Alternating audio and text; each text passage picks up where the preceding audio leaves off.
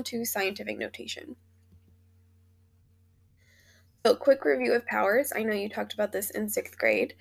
An exponent tells us how many times a number called a base is used as a factor. And a number is an exponential form when it is written with a base and an exponent. So this whole thing here, this base of 7 and the exponent of 3, that's called a power. The base is the number that is raised to the exponent, so that's the 7. And then we have our exponent. And our exponent tells us how many times the base is multiplied by itself. So raised to the power of 3, 7 times 7 times 7. Parentheses matter. Now, some of you may have figured this out while doing the calculator clue activity, but when you're dealing with especially negative numbers and powers, you need to make sure you type it in the calculator exactly as it is written, if there are parentheses or not. In this example, I can see that the negative 2 is inside the parentheses, raised to the power of 2. Well, when it's inside parentheses, that means I'm multiplying negative 2 times negative 2. Well, a negative times a negative is a positive. But in this example, the negative 2 raised to the power of 2, well, it's not actually negative 2. Here we have a hidden negative 1 times 2 to the power of 2. So I'd be doing negative 1 times 2, which gets you negative 4.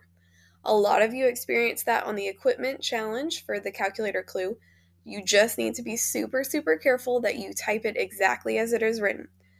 If it's in parentheses, it's the negative times the negative. If it's not in parentheses, it's whatever number is directly below the exponent times a negative 1. So here we go again, negative 3 to the power of 3. Well, that's negative 3 times negative 3 times negative 3. That's just negative 27. In this case, it doesn't make as much of a difference because it's still a negative answer, but it can make a difference overall. Scientific notation versus standard form. Well, scientific notation is a way to express really, really large or really small numbers.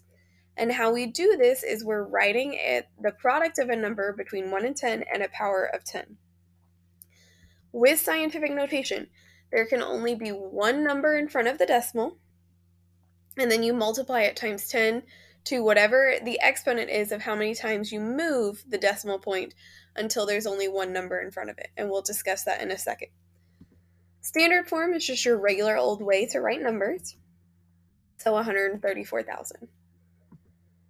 So converting standard form to scientific notation, the first thing you're going to do is circle the first digit of value, so that's the number that you want to be in front of the decimal. And then you're going to rewrite it until the exponent represents the number of place value, and then the numbers behind the decimal are significant digits.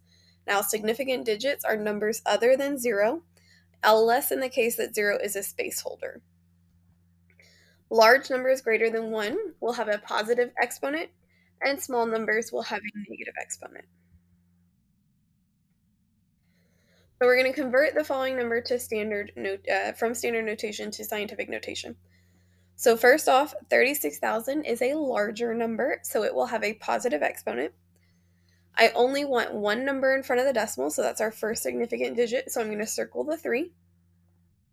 And then I'm going to count from the original place of the decimal until where I want my decimal point to land, and that's right after the 3. So if the decimal is out of sight, it's to the right. So I'm going to start over here on the right and move it 1, 2, 3, 4 times until it's between the 3 and the 6. Okay? And so I have 3.6 times 10 to the 4th. The reason I keep my 6 and not the zeros is because 6 is a significant digit. Starting again, I have 808,002,000, and I want to change it to scientific notation. Okay, well, it's a large number, so I know I'm going to have a positive exponent. The number in front of the decimal is going to be the 8, so I want my decimal point to be right behind the 8. And the decimal is currently out of sight, so it's to the right. So I move 1, 2, 3, 4, 5, 6 places. So I have 8.002 times 10 to the 6th. Now the reason I kept these two zeros and not any of the rest is because they're what's called significant digits. or significant zeros. They're holding the place before I got to the second number.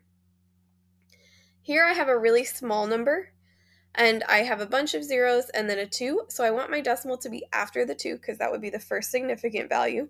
So I know I want it to be over here. And so I'm going to take my decimal point and move it 1, 2, 3, 4 times till it's after the 2. And it's a small number, so it's going to be a -4 as my exponent.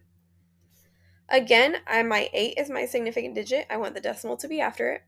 And I move 1, 2, 3, 4, 5, 6 times. And it's a small number, so it's going to be a -6.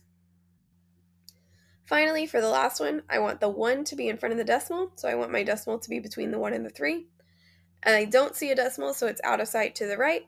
So I take my decimal from the far right and go 1, 2, 3, 4, 5, 6. And it's going to be 1.3205 times 10 to the 6th. All right, your homework for tonight is homework 0.3 on scientific notation.